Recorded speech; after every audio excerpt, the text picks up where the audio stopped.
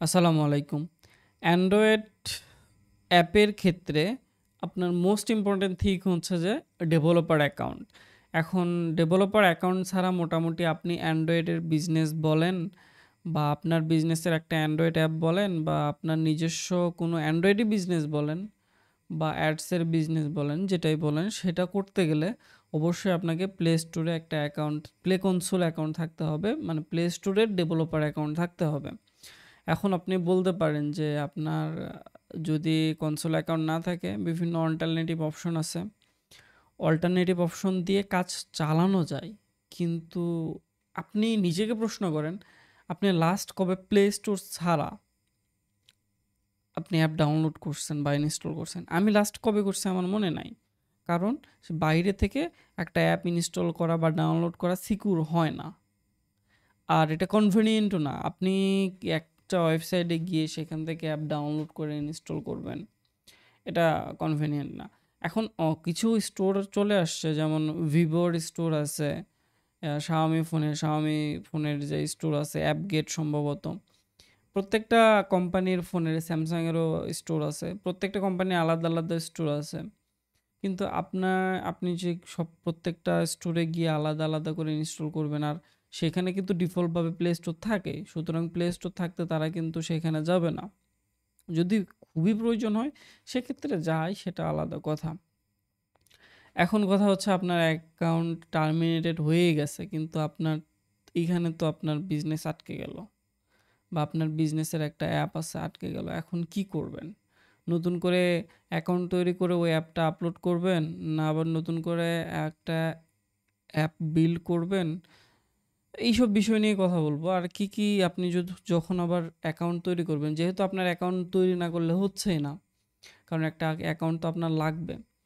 তো কি কি বিষয় অবলম্বন করতে হবে, কি কি দিক খেয়াল রাখতে হবে, এই বিষয়গুলো নিয়েই জাস্ট আমি আলোচনা করব। এটা কোনো সিরিয়াস ভিডিও না, তারপরও একটা ইম্পর্ট্যান্ট ভিডিও আমি বলবো।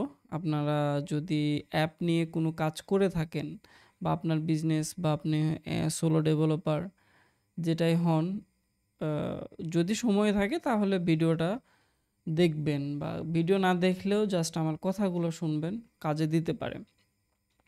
তো সাপোজ আপনার অ্যাকাউন্ট একটা করছেন, টার্মিনেটেড হয়ে গেছে। এখন কি কি কারণে টার্মিনেটেড হয় এই বিষয়টা নিয়ে আমি একটা ভিডিও করছিলাম। মূলত আমি সেটা হলের ছাদে বসে একটা সকালে ভিডিও করছিলাম। ওই ভিডিওটা আপনি চাইলে দেখতে পারেন, অথবা না দেখলেও সমস্যা নাই। যদি আপনার অ্যাকাউন্ট টার্মিনেটেড হয়ে যায় সেটা দেখে তো আর লাভ নাই, তবে লাভ আছে, পরে দেখতে পারেন। এখন অ্যাকাউন্ট টার্মিনেটেড হয়ে গেছে, হুট করে আপনি অ্যাকাউন্ট তৈরি করবেন না। অ্যাকাউন্ট তৈরি করার আগে কিছু জিনিস ম্যানেজ করে নেবেন। প্রথম কথা হচ্ছে, আপনার যে অ্যাপের কারণে অ্যাকাউন্ট টার্মিনেটেড হয়ে গেছে, সেই অ্যাপটাকে আগে সলভ করতে হবে। আপনার কি ক্ষেত্রে কনসোল অ্যাকাউন্ট টার্মিনেটেড হয়ে যায়? যেমন ধরেন, আপনি বাইরের কারোর একটা অ্যাপ আপনার কনসোল অ্যাকাউন্টে ইনস্টল করছেন, আপলোড করছেন, পাবলিশ করছেন। এখন সেটাতে কোনো ম্যালওয়্যার আছে বা কোনো পলিসি ভায়োলেশন করতেছে, সে কারণে অ্যাকাউন্ট টার্মিনেটেড হয়ে গেছে। তো এইসব বিষয়ে তো আপনি অবশ্যই এখন সচেতন হয়েই গেছেন টার্মিনেটেড হওয়ার কারণে। তো এইসব বিষয় যাতে না হয়, ওই অ্যাপগুলা আপনি আর আপনার কনসোল অ্যাকাউন্টে পাবলিশ করবেন না। আর আপনার যদি বিজনেসের অ্যাপ হয়, যেমন ধরেন এক ভাই আমার সাথে কিছুদিন আগে যোগাযোগ করছিল যে তার কনসোল অ্যাকাউন্ট টার্মিনেটেড হয়ে গেছে। ডক টাইম অ্যাপের মতো তারা হচ্ছে একটা সার্ভিস চালু করছে। ডক টাইম অ্যাপে ডক্টর দেখে আর কি, রিমোটলি। তো তার অ্যাকাউন্টে টার্মিনেটেড হয়ে গেছে, তাকে আমি কিছু সাজেশন দেই, সেই অনুযায়ী তারা কাজও করে। মোটামুটি এখন ভালো চলতেছে আশা করি। খোঁজখবর অবশ্য নেওয়া হয় না অনেক দিন ধরে। তো আমি এই বিষয়গুলাই জাস্ট শেয়ার করব। যদি আপনার বিজনেস হয়, আপনার যদি ট্রেড লাইসেন্স থাকে, তাহলে আমি বলবো যে একটা অর্গানাইজেশন অ্যাকাউন্ট তৈরি করতে। তাহলে আপনার এক অ্যাপ পাবলিশ করতে গেলে যে 14 দিন ধরে একটা টেস্টিংয়ের প্রসেস আছে পার্সোনাল অ্যাকাউন্টে, নতুন পার্সোনাল অ্যাকাউন্টে, এই প্রসেসটা আপনাকে আর ফলো করতে হচ্ছে না। এখন অর্গানাইজেশন অ্যাকাউন্ট তৈরি করতে না পারলে আপনি পার্সোনাল অ্যাকাউন্টে তৈরি করতে পারেন। তো পার্সোনাল অ্যাকাউন্ট তৈরি করার ক্ষেত্রে আমি কিছু বিষয় আপনাকে বলে দেই। এই বিষয়গুলো মাথায় রাখবেন। প্রথম কথা হচ্ছে ১ নাম্বার আপনার প্রথমে একটা নতুন সিম কিনবেন। এই সিম আপনার আগের কোনো ডিভাইসে কানেক্ট করবেন না, যে ডিভাইসে মূলত আপনার কনসোল অ্যাকাউন্ট ছিল আগেরটা। প্রথম হচ্ছে যে নিউ সিম। এটা যেকোনো কোম্পানির সিম হইতে পারে, অসুবিধা নাই। নতুন একটা সিম কিনবেন এবং সাথে নতুন একটা ডিভাইস নেবেন। আপনার যদি ডেস্কটপ হয়, আপনি ওই ডেস্কটপটাতে আর অ্যাপ বিল্ড করবেন না। আপনি হচ্ছে যে চাইলে আপনার ফ্রেন্ডের ডিভাইস ইউজ করতে পারেন।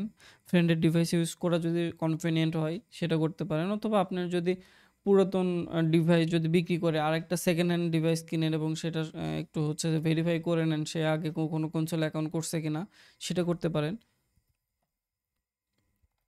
নিউ ডিভাইস, এই দুটো জিনিস আপনার প্রথমে মেক শিওর করতে হবে। এরপরে আরেকটা বিষয় বলবো যে আপনার নিউ নেটওয়ার্ক কানেকশন। এখন দেখা গেল যে আপনি নেটওয়ার্ক কানেকশন নিছেন একটা কোম্পানি থেকে, লাইক যে বিভিন্ন ধরনের বাংলাদেশে যে ব্রডব্যান্ড লাইন দেয় সেগুলো থেকে নিছেন। আপনি হুট করে তো তাদেরকে চেঞ্জ করতে পারতেছেন না। সেক্ষেত্রে কি করতে পারেন, যদি চেঞ্জ করার অপশন থাকে তাদের বলবেন যে আপনার আইপিটা যাতে চেঞ্জ করে দেয়। প্রত্যেকটা শেয়ার্ড আইপি যদি হয় তাহলে কয়েকজন মিলে একটা আইপি ইউজ করে, আর যদি ডেডিকেটেড আইপি হয় তাহলে আপনার আইপিটা আপনি জাস্ট চেঞ্জ করে নেবেন। শেয়ার্ড আইপি হলেও সেটা চেঞ্জ করে নেবেন, আইএসপির সাথে কথা বললে আপনাদের চেঞ্জ করে দেবে, চেঞ্জ করে নেবেন। কারণ যদি কোনোভাবে গুগল ডিটেক্ট করে যে আপনার অ্যাকাউন্ট আগে একটা টার্মিনেটেড হয়ে গেছে, তাহলে আপনার অ্যাকাউন্ট টিকায় রাখা খুবই মুশকিল হয়ে যাবে। আর তারপরে হচ্ছে যে এনআইডি কার্ড, এনআইডি যদি এর আগে আপনার এনআইডি কার্ড দিয়ে অ্যাকাউন্ট করে থাকেন তাহলে আপনি আর তো ওই এনআইডি কার্ড ইউজ করতে পারতেছেন না। আপনি নতুন করে আপনার ফ্যামিলির কারোর বা ফ্যামিলির বাইরে হলে ভালো হয়, বাইরের কারোর এনআইডি কার্ড দিয়ে পরিচিত কার্ড দিয়ে অ্যাকাউন্ট তৈরি করবেন। এবং এনআইডি কার্ড তো নতুন new information, new NID card আপনারা আমি জাস্ট লিখবো, লেখার পরে আপনারা জাস্ট এটা স্ক্রিনশট নিয়ে রাখবেন। ওকে। ৫ নাম্বার বিষয় হচ্ছে এনআইডি কার্ড হইলো আপনার মাস্টার কার্ড বা dual currency visa card, currency card. এইটা আপনি যদি আপনার ইনফরমেশন দিয়ে আগে এই ডুয়েল কারেন্সি কার্ড নিয়ে থাকেন সেটা ইউজ করবেন না অবশ্যই। আপনি নতুন কারোর NID card, sorry, dual currency card use করবেন। এটা ডুয়েল কারেন্সি হতে হবে এবং পাসপোর্ট দিয়ে $25 ইনভেস্টমেন্ট করে নিতে হবে। এই প্রসেসটা গেল। আপনি এখানে ডিভাইস নতুন নেওয়ার কারণ কি, আপনি যখন ডিভাইসে রান করেন প্রজেক্টটা তখন আপনার হচ্ছে ডিভাইসের সাথে একটা সিঙ্ক করে আর কি, কোন ডিভাইস দিয়ে ডেভেলপ করা হয়েছে। তো এইসব বিষয়ে হয়তো বা গুগল ডিটেক্ট করবে না, কিন্তু আমাদের সচেতন থাকতে হবে। বা এইসব বিষয় কোনো ভেরিফাইড রিসোর্স থেকেও আমার নেয়া না, আমার জাস্ট অভিজ্ঞতা থেকে আমি শেয়ার করতেছি। আমি যদি আমার কনসোল অ্যাকাউন্ট আপনাদের দেখাই, আমি জাস্ট আমার কনসোল অ্যাকাউন্টগুলো আমি যদি দেখাই, আমি কতগুলো কনসোল অ্যাকাউন্ট ম্যানেজ করতেছি। আমি যদি কনসোলে যাই, এখন দেখতে পাচ্ছেন এতগুলা কনসোল অ্যাকাউন্ট আমার কারেন্ট ডিভাইস আছে। এটা তো একটা অ্যাকাউন্টে গেল। আমি যদি এই অ্যাকাউন্টে যাই,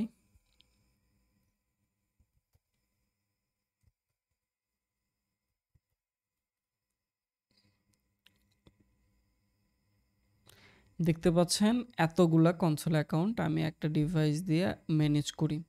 ঠিক আছে? তো এইখান থেকে আমার কিছুটা অভিজ্ঞতা হয়েছে, এই কিছু অভিজ্ঞতা থেকে আপনাদের কাছে শেয়ার করতেছি। এখন ৬ নাম্বার বিষয় হচ্ছে এবং মোস্ট ইম্পর্ট্যান্ট বিষয় হচ্ছে আপনার যে অ্যাপের কারণে অ্যাকাউন্ট টার্মিনেটেড হয়ে গেছে সেই অ্যাপের প্রথমত তো প্যাকেজ নেম চেঞ্জ করতে হবে। ওই নামটা আর রাখবেন না। যে নামে অ্যাপ ছিল ওই নামটা আর রাখা যাবে না। ওই লোগোটা আর রাখা যাবে না। ওই ব্যানারটা আর রাখা যাবে না। আপনার অ্যাপের কিছু ইউআই চেঞ্জ করবেন। ফাংশনালিটি যদি সেম রাখেন অসুবিধা নাই। আপনি অ্যাপের ইউআইটা একটু চেঞ্জ করবেন।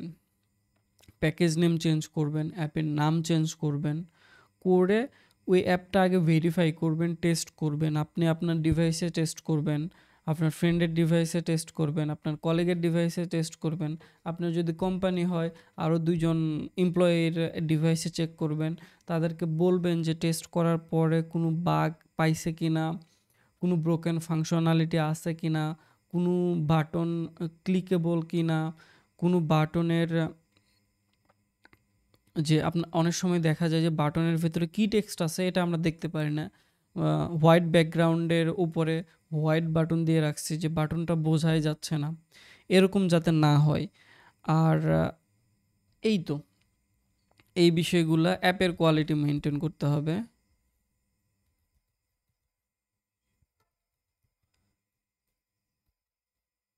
অ্যাপের কোয়ালিটি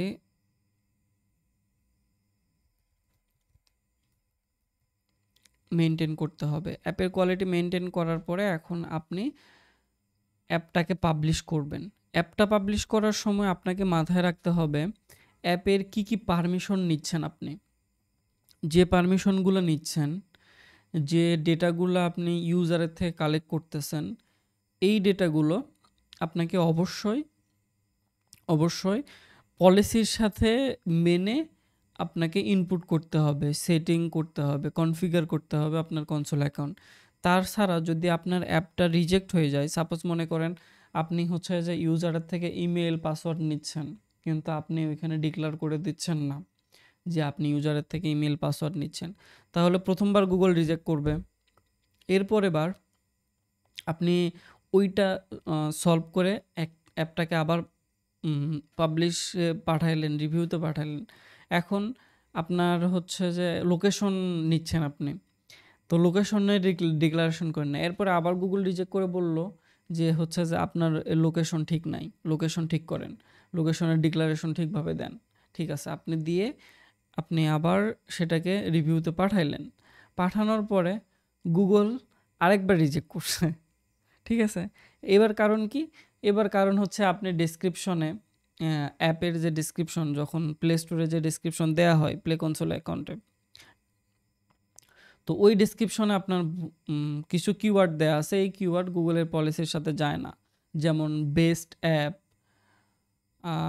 আরও এই ধরনের কিছু আছে। আপনারা যদি হচ্ছে যে গুগলের অফিসিয়াল ওয়েবসাইটে যান তাহলে গুগল বলতেছি, হ্যাঁ, গুগল প্লে কনসোলের পলিসিতে যান তাহলে পলিসিগুলো দেখতে পারবেন। কিছু কিওয়ার্ড আছে, এই কিওয়ার্ডগুলো ইউজ করা যাবে না। এই কিওয়ার্ডগুলো আপনাকে বাদ দিতে হবে। এই কারণে আবার রিজেক্ট করলো যে এই কিওয়ার্ডগুলো বাদ দাও। এখন আপনি সেটা করে আবার সেন্ড করলেন।